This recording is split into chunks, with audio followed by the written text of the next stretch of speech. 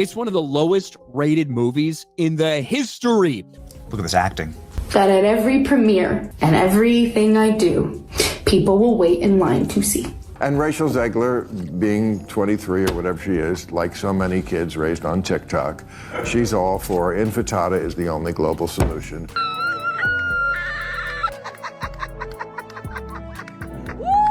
Cheering for herself. In the greatest Disney box office bomb in the history of Disney live-action remakes, but certainly also the end of her career. So, Rachel Zegler is in big trouble this time. She's banned from Disney forever. Let's be real, when you're cast as the face of a global family brand like Disney, people expect you to at least try to stay neutral. But Rachel Zegler didn't just break that unspoken rule, she torched it. Long before the film hit theaters, her social media history resurfaced like a ticking time bomb, and what people found shocked even her biggest defenders. In multiple posts, Zegler went on political tirades, especially targeting Trump supporters. She posted things like F Donald Trump, and even said she hoped his voters never know peace. After the election, writing, quoting here, "May Trump supporters and Trump voters and Trump himself never know peace." Now, think about that. You're starring in a film meant to appeal to moms, dads, grandparents, and kids from all walks of life. And instead of bringing people together, Zegler's words actively alienated half the country. Even people who didn't vote for Trump found her tone so extreme that it felt aggressive and off-putting. Some fans started questioning whether they wanted to support someone who seemed to have no respect for differing opinions, especially when she was representing a brand built on values like kindness, compassion, and connection. And here's the worst part. Her apology didn't land. After the backlash hit, Zegler tried to backpedal, issuing a lukewarm, "I'm sorry," that came off more like damage control than genuine remorse. People weren't buying it. Viewers accused her of being insincere, and the incident became a symbol of Hollywood's growing disconnect from mainstream America. But again, if she continues to make comments, it could give Disney more pause, and maybe they will have to come out and say something. In a cultural climate already on edge, Zegler's combative online presence was the last thing Disney needed, and they knew it. Internally, there were whispers that executives were blindsided by her social media outbursts. But by then, the damage was done. A major part of the audience had already made up their minds, and they were ready to boycott. You know a movie's in deep trouble when two commentators from opposite ends of the political spectrum, Joe Rogan and Bill Maher, find themselves agreeing for once. Both cultural heavyweights took one look at the Snow White remake and said what millions of viewers were already thinking. What the hell happened? On his podcast, Rogan ripped the film apart, calling it a prime example of how Hollywood has lost its way by prioritizing ideology over entertainment. According to him, Snow White wasn't a fairy tale anymore. It was a checklist of woke talking points wrapped in mediocre CGI. Bill Maher echoed the sentiment, but came at it from a different angle. He mocked the film's choice to remove key characters like the dwarfs in the name of progress, calling it unintentionally offensive to the very communities it claimed to uplift. Maher pointed out that by trying so hard to avoid being problematic, Disney had actually made things worse, offending both fans of the original and actors in marginalized communities who lost job opportunities as a result. The fact that Rogan and Maher, who rarely agree on anything, both landed on the same conclusion said it all. This wasn't about politics, it was about quality. Uniquely unlikable, but then it is actually a terrible film as well, so it's the double whammy. Viewers didn't go to theaters to be lectured. They wanted magic, romance, whimsy, and they got none of it. Instead, they got what felt like a bloated TED Talk with musical numbers. The criticism from Rogan and Maher wasn't just scathing, it was culturally seismic. It validated the public's frustration and made it okay to say what everyone was already thinking. Snow White was a disaster. One of the boldest and most baffling moves Disney made with this remake was erasing the iconic 7 dwarfs. And no, this wasn't about updating them with fresh personalities or modern storytelling. It was a complete removal. Why? Because actor Peter Dinklage had publicly criticized the idea of dwarfs being portrayed in a fairy tale context, calling it regressive. Disney, terrified of backlash, overcorrected by scrapping the characters entirely and replacing them with bizarre CGI, magical creatures that look like they were ripped from a low-budget fantasy game. What they didn't expect: a furious backlash from the actual community of little person actors, many of whom were devastated. For them, the 7 dwarfs weren't offensive. They were iconic, meaningful roles they'd grown up dreaming about. These weren't bit parts. They were lead roles, a rarity for actors of their stature. Instead of inclusion, Disney handed those roles to computer-generated placeholders and effectively erased a huge opportunity for real people in the name of progress. To make matters worse, leaked images of the new characters were a disaster. Some were tall, some were short, and all were awkwardly designed. There was no charm, no whimsy, no sense of identity. Fans online roasted them mercilessly, calling them Dollar Tree fantasy knockoffs and unwatchable filler. Instead of feeling innovative, the change felt like an apology to no one, pleasing neither the traditional audience nor the community it was supposed to uplift. The entire decision became a PR nightmare. Disney looked weak, reactionary, and completely disconnected from its audience. In trying to be inoffensive, they offended everyone, and the dwarfs became symbolic of everything wrong with this remake. Here's the most brutal part: this wasn't just a social media flop. It was a full-scale financial catastrophe.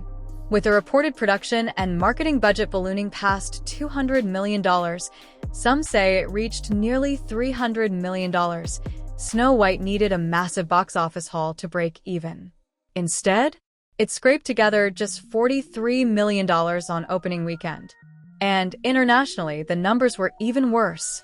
In China, one of the largest film markets in the world, the film earned less than $1 million. That's not underperforming. That's a complete implosion. What should have been an easy win for Disney turned into one of their worst-performing live-action remakes ever. And the box office failure wasn't some mystery.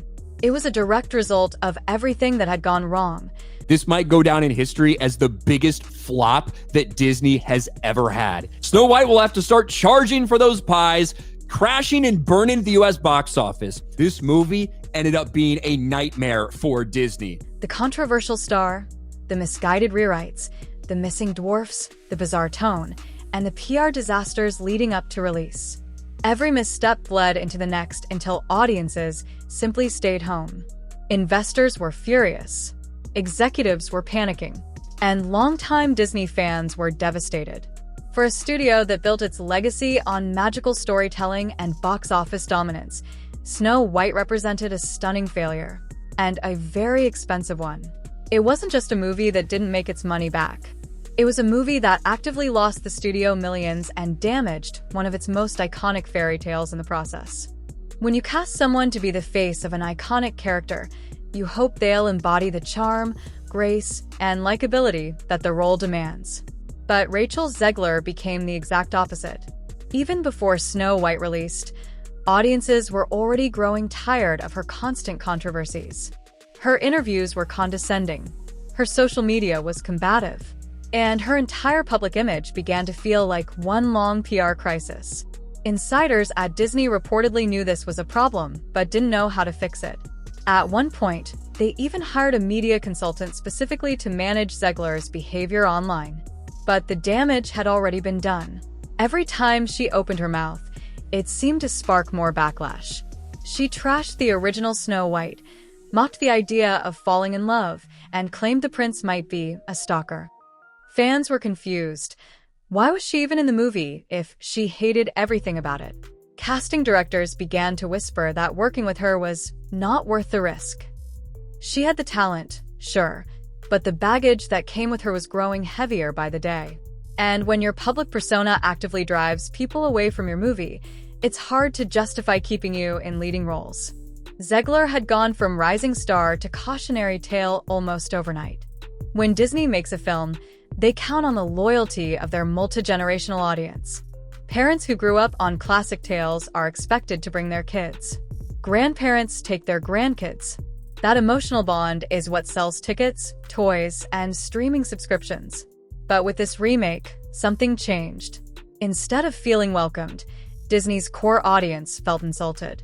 Every marketing decision, every rewrite, Every snide comment from the cast felt like a slap in the face to longtime fans. By removing the romance, mocking the prince, erasing the dwarfs, and delivering a new heroine who seemed angry at the world, Disney sent a loud message: this movie isn't for you. Viewers who had planned to support the film changed their minds. Merchandise sat unopened on store shelves. Doll lines collected dust. Even social media fan accounts, once excited about the reboot, went radio silent. The worst part? It didn't have to be this way. Updates and modernization can work if they're handled with respect. But instead of evolving Snow White, Disney dismantled it. They tore out its heart, replaced it with political rhetoric, and assumed audiences would just accept it. But they didn't. They walked away. Disney used to be a company that brought people together across generations, backgrounds, and beliefs. But with this Snow White remake, that legacy felt like it was being deliberately erased. The people who grew up loving the original story were suddenly being told that everything they cherished, romance, traditional fairy tale themes, even beloved side characters, was outdated, problematic, or just plain wrong. It wasn't as a respectful update. It felt like a lecture, and nobody goes to Disney movies to be scolded. The studio's attempt to modernize Snow White came off as smug and dismissive. The trailers and press interviews weren't celebrating the magic of the story. They were actively criticizing it. Rachel Zegler herself added fuel to the fire by mocking the prince, downplaying the romance, and acting as if the old version was something to be ashamed of. Fans were left asking, why remake it at all if you hate it so much? The tone deafness was staggering. This alienation translated into real-world consequences. Parents chose not to take their kids. Longtime Disney supporters skipped the film entirely. Merchandise, normally a cash cow for Disney, sat untouched on shelves. Toy sales were underwhelming, themed apparel collected dust, and collectors avoided the film tie-ins altogether. Even Disney-themed park tie-ins saw lower-than-expected engagement. More than just a movie flopping, this felt like a betrayal. A generation raised on Disney magic was now being told that their favorite stories were wrong. And when a company insults its core audience, the fallout is inevitable. For many, this was the final straw. Disney wasn't updating its legacy, it was destroying it from the inside. Nothing screams box office disaster louder than a movie premiere where nobody shows up. And in Snow White's case, the symbolism couldn't have been clearer. On March 25th, 2025, Rachel Zegler and a few of her close friends went to see the movie she starred in, expecting at least a small crowd. Instead, they walked into what looked like an abandoned theater. It was so empty, it became a meme within hours. Footage from the outing hit the internet fast. Her friends tried to make the moment special, yelling her name when it appeared on screen, laughing loudly to mask the awkward silence, but it only made things worse. It felt forced, like a birthday party where no one shows up, but the birthday girl pretends to have fun anyway. One of the most cringeworthy moments came when they walked up to a Regal employee to ask about the screening. The employee looked confused, unsure what movie they were even talking about. Even the Snow White-themed popcorn bucket in the background seemed embarrassed. The whole thing was painfully awkward, and it perfectly captured how disconnected Disney and Zegler were from reality. Whether the group rented out the theater or not didn't matter. The visual was enough. No fans, no hype, no magic. This moment went viral for all the wrong reasons. It became the face of Disney's downfall, a snapshot of everything that had gone wrong. And the worst part? It was all avoidable. Had the film respected its legacy, honored its characters, and cast a less controversial lead, that theater might have been full. Instead, it stood as a silent monument to a fairy tale that had lost its way. As the public backlash escalated, insiders began leaking what was happening behind the scenes, and it wasn't pretty. Disney was in full panic mode. Executives who had once confidently greenlit this reboot were now scrambling to undo the damage. Rumors spread of rushed reshoots, expensive PR campaigns, and even emergency hires just to manage Rachel Zegler's online behavior. One report claimed they brought in a dedicated media consultant to shadow her, just to make sure she didn't say something else that would tank the film further. It got worse. Leaked budget details suggested that after reshoots and marketing, the film's cost had ballooned far past its original estimates. What was supposed to be a safe, profitable legacy remake had turned into a financial black hole. And with other flops like Lightyear and Strange World already hurting the studio's bottom line, Snow White became the final straw. Layoff rumors began swirling almost immediately. Investors weren't just disappointed, they were furious. Some called it a complete failure of leadership. How could one of the most iconic Disney properties be allowed to crash and burn like this? Executives were reportedly blindsided by how much Rachel Zegler's persona had affected the film's image. They had bet big on a newcomer, and that bet had failed spectacularly. Even as they tried to pivot, pulling back on aggressive marketing, floating vague sequel ideas, and prepping for a streaming salvage attempt, it was clear the damage had been done. Disney had lost control of the narrative. The film's flop wasn't just a financial issue. It was a cultural one. The studio had turned a beloved classic into a cautionary tale, and now they were paying the price.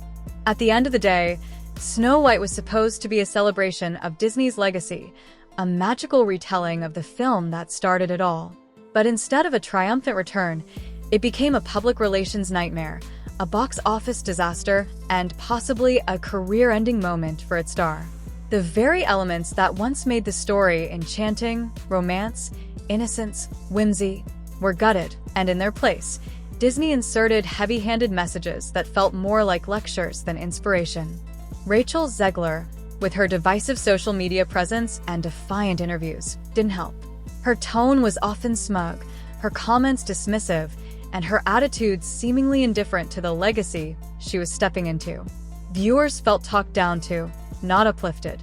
And when the film finally dropped, it was too late to fix any of it. Joe Rogan and Bill Maher summed it up best. Hollywood has become so obsessed with being correct that it's forgotten how to tell good stories. And Snow White is the perfect example of that. The dwarfs were erased, the prince was mocked, and audiences were told that their nostalgia was problematic. Instead of modernizing the magic, Disney stripped it of everything that made it special. So where does that leave Rachel Zegler? Some say she'll bounce back. That one flop doesn't end a career. But the industry is already whispering.